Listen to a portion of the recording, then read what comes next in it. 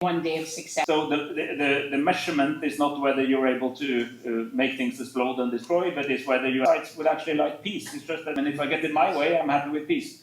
But if you're going to get it on getting sort of more humanitarian aid into people, that is also peace. But it is up for debate. There's something wrong with it that we need to change, as you articulate. I mean, can you see any light in this tunnel?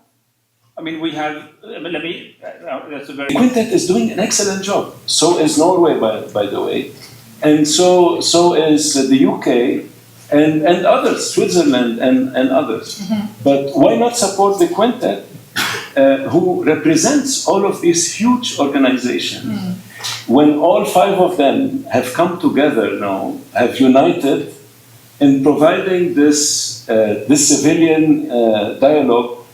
This huge boost and huge momentum, we have no other choice but to fully support them and stand by them. Mm. This is something, for example, that the United States is not doing. We are not involved in this national dialogue, etc.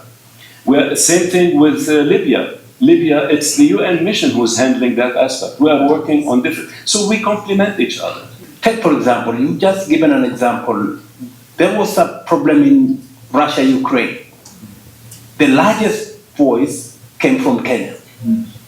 Ukraine was not an African problem, you know.